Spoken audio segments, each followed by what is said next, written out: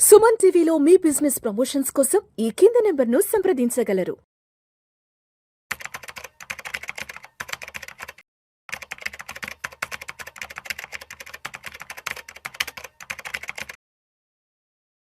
రామచంద్రమూర్తి గారు నమస్తే సార్. నమస్తే విష్ణు గారు. Welcome to Suman T and welcome to Vishnu talks. Thank you sir. Yes, నేను ఏదో ఒక ఆర్టికల్ ఒకటి షేర్ చేశారు, నాకు చదువుతాను. India's defence and ship building leaders with latest order book అంటే పెద్ద పెద్ద కంపెనీస్కి పెద్ద ఎత్తున ఆర్డర్ బుక్స్ అంటే పెద్ద ప్రాజెక్ట్స్ వచ్చినట్టే కదా. అవునండి. ఏదో కొన్ని కంపెనీస్ లిస్ట్ ఏదో ఉంది. ఎస్, మన ఆడియన్స్కి డిఫెన్స్కి సంబంధించిన ఏ కంపెనీస్కి ఆర్డర్ బుక్ వచ్చింది ఏంటనే దాని గురించి just for the knowledge sharing, information, educative పర్పస్గా అక్కడ ఏముందో మనకి వచ్చిన న్యూస్ ప్రకారం ఏముందో చెప్పుకుందాం. దయచేసి గమనించండి, ఇది ఎటువంటి రికమెండేషన్ కాదండి. పెట్టుబడులు పెట్టే ముందు మీ అడ్వైజర్ని సంప్రదించి మాత్రమే తుది నిర్ణయం తీసుకోగలరని మనవి. ఈ వీడియోలో ప్రస్తావించబోతున్న అంశాలు కేవలం ప్రేక్షకులకు ఒక అవగాహన కొరకు, ఇన్ఫర్మేషన్ కొరకు మాత్రమే, దయచేసి గమనించగలరు. ఎస్, రామచంద్రమూర్తిగా స్టార్ట్ చేయండి. యాక్చువల్గా హాల్కి 2,54,000 crore ఆర్డర్ బుక్ ఉంది. 2,54,000 కోట్ల ఆర్డర్ బుక్ వచ్చింది హాల్కి. దాని ఇంపాక్ట్ కూడా మనకి చార్ట్స్ లో కనపడుతుంది. ఇప్పుడు ఇది 5,000, అంతకుముందు 4,000 దగ్గర ఉండేది, ఇప్పుడు 5,000కి వచ్చింది. లాస్ట్ క్వార్టర్ రిజల్ట్స్ బాగా వచ్చాయి. సో ఈవెన్ చార్ట్స్ కూడా పాజిటివ్ గానే చూపిస్తున్నాయి. వీక్లీ చార్ట్ కానీ మంత్లీ ఆర్డర్ బుక్ వచ్చిన తర్వాత కొంత పాజిటివ్ వచ్చింది. తర్వాత బిఈఎల్ వచ్చి 72,000 crores ఆర్డర్ బుక్ ఉంది. బిఈఎల్ 72,000 కోట్ల ఆర్డర్ బుక్ వచ్చింది. తర్వాత బిఈఎంఎల్ వచ్చి 15,000 కోట్లు, almost 16,000 crores order book present ఉంది బిఈఎంఎల్. దాని తర్వాత మెస్డాక్ వచ్చి 20,000 crores ఆర్డర్ బుక్ ఉంది. తర్వాత వచ్చి జిఆర్ఎస్సి వచ్చి 15,000 కోట్ల ఆర్డర్ బుక్ ఉంది. జిఆర్ఎస్సి షిప్ బిల్డింగ్ ఇది. నెక్స్ట్ పరస్ ఆర్డర్ బుక్ వచ్చి 900 crores ప్రెసెంట్ ఉంది. తర్వాత సోలార్ గ్రూప్ వచ్చి సోలార్ ఇండస్ట్రీస్ 21,000 crores ఉంది. తర్వాత ఆస్ట్రా మైక్రోవేవ్ 2,600 crores ఆర్డర్ బుక్ ఉంది. తర్వాత ఐడియా ఫోర్జ్ ఇది 300 crores ఆర్డర్ బుక్ ఉంది దీనిలో.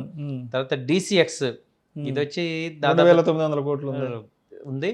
డేటా ప్యాటర్న్ వచ్చి ఇది 2,000 crores ఆర్డర్ ఉంది, ఆర్డర్ బుక్ ఉంది. అలాగే మిదాని వచ్చి 2,500 crores ఆర్డర్ బుక్ ఉంది.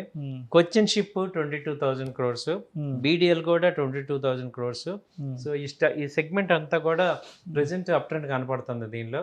సో ఏంటంటే గవర్నమెంట్ ఇయర్ ఫ్రెష్గా ఈ కంపెనీస్ అన్నిటికీ కూడా పెద్ద పెద్ద షిప్లు తయారు చేస్తుంది. డిఫెన్స్ అంతా కూడా చైనాని ఎదుర్కోవడానికి, ఎందుకంటే లాస్ట్ 6-7 months నుంచి చూసాం కదా, ఈవెన్ ఇరాన్, ఇరాక్ వాళ్ళు, అమెరికా ఇవన్నీ చూసి మన వాళ్ళు కూడా కొంత ఆర్మీని స్ట్రెంథన్ చేసుకుంటున్నారు. అయితే ఇంకో విషయం ఏంటంటే ఇంతకు ముందు అంతా కూడా ఎక్స్టర్నల్ గా ఆర్డర్స్ వచ్చేవి. ఇప్పుడు ఏంటంటే ఇంటర్నల్ గానే మన యొక్క డిఫెన్స్ కంపెనీస్కి బాగా ఇవ్వడం జరుగుతుంది. సో మన ఓన్ అదివరకు మనం రష్యా నుంచి లేకపోతే రాఫెల్ యుద్ధ విమానాలు ఇవన్నీ బయట నుంచి తెచ్చేవాళ్ళం.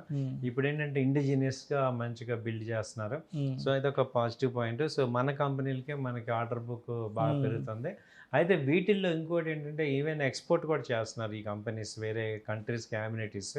కాబట్టి డిఫెన్స్ సెక్టర్లో కొంత ఎక్స్పోజర్ పెట్టుకోవడం అనేది అడ్వైజబుల్. రైట్.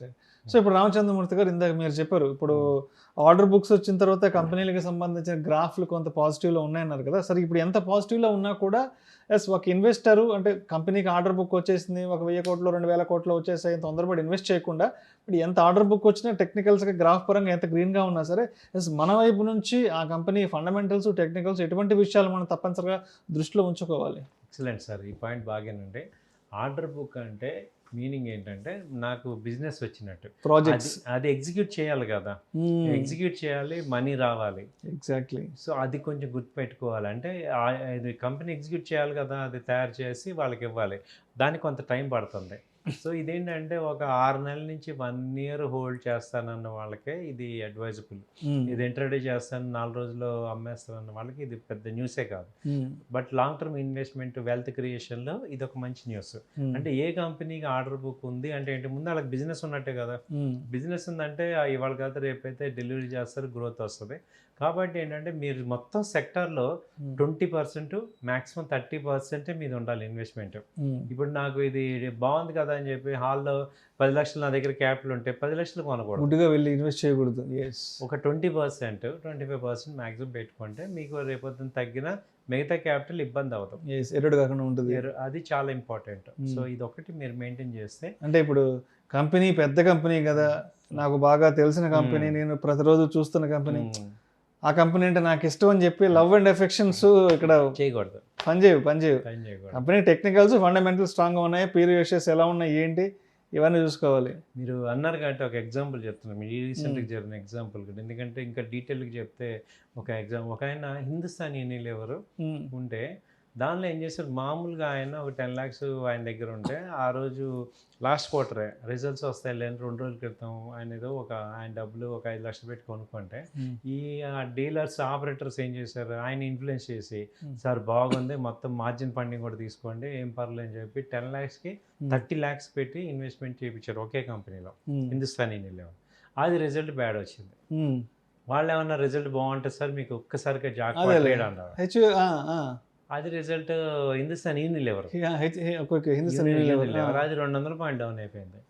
ఇప్పుడు ఏమైంది, ఈయన మార్జిన్ ఫండింగ్ తీసుకున్నారు ప్లస్ ఆయన ఓన్ క్యాష్ మొత్తం కలిపి 10 lakhs ఇన్వెస్ట్ చేస్తే 4 లక్షలు లాస్ అయిపోయారు జస్ట్ 4 రోజుల్లో. సో కాబట్టి మేము చెప్పేది ఏంటంటే ఎంత ఆశ ఉన్నా కానీ 20%, అదే 20% ఇన్వెస్ట్ చేసాం, 2 lakhs 3 lakhs ఇన్వెస్ట్ చేసాం, దానిలో 200 పాయింట్లు మైనస్ ఏంటంటే 20,000 మైనస్. అది దాన్ని నార్మల్గా డైజెస్ట్ చేసుకోవచ్చు.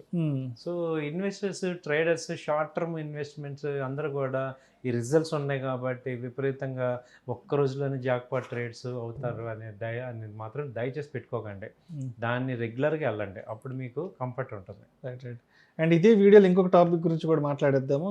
ఇంకొక ఆర్టికల్ కూడా ఏదో షేర్ చేశారు నాకు, BSE to replace Wipro in Nifty 50 index from September 30 అంతా నిఫ్టీ 50 రీషఫలింగ్ అంట. BSE ఏంటది?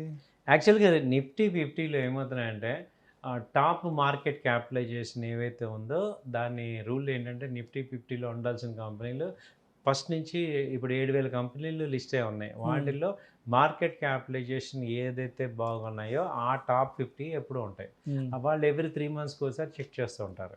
ఇప్పుడు ఏమైందంటే విప్రో మొన్నటిదాకా ఉండేది, దాని మార్కెట్ క్యాపిటలైజేషన్స్ తగ్గింది, అలాగే ఇప్పుడు BSE దానికి ఏంటంటే మార్కెట్ క్యాపిటలైజేషన్స్ పెరిగింది కాబట్టి విప్రోని రిప్లేస్ చేసి BSEని యాడ్ చేస్తున్నారు. సో ఇప్పుడు విప్రో ఎగ్జిట్ BSE ఎంట్రీ అవుతుంది September 30వ నుంచి. సో విప్రో అంటే నిఫ్టీ 50 నుంచి ఎగ్జిట్ అవుతుంది, నిఫ్టీ 50 నుంచి. అదేలే, BSE ఏమో ఇప్పుడు ఎంట్రీ అవుతుంది, అంటే మార్కెట్ క్యాపిటలైజేషన్ సైజ్ తగ్గింది. అవునండి. సో ఇది ఎవరి 3 monthsకి ఒకసారి చూస్తే రొటీన్ ఇష్యూ రీషఫలింగ్ చేసుకుంటుంటాయి, మార్పులు చేర్పులు కూర్పులు జరుగుతుంటాయి కదా. ఒరిజినల్గా అసలు నిఫ్టీ స్టార్టింగ్ నుంచి 2000 సంవత్సరం నుంచి స్టార్టింగ్ నుంచి ఇప్పటి వరకు ఉన్నవి కేవలం 5 కంపెనీలే. నిజమే సార్, 4-5 ఉన్నాయి. అవును, కరెక్ట్. అది టాటా స్టీల్ ఒకటి, రిలయన్స్, TCS ఒకటి, సో ఇలా హిందుస్థాన్ యూనిలివర్, ITC. సో ఎంత పెద్ద కంపెనీ అయినా, ఎంత పెద్ద బ్రాండ్ అయినా, ఎంత పెద్ద తోపు తురుంకానైనా కూడా అది నెక్స్ట్ 4-5 years ఏంటో, లేదా నెక్స్ట్ 2-3 years ఏంటన్నది మనం ఎవరూ చెప్పలేము. So no one can predict the market అనేది ఊరకనే కాదు. అవునండి. Right sir, right sir. Thank you sir, thank you so much Ramachandramurthy garu. Thank you.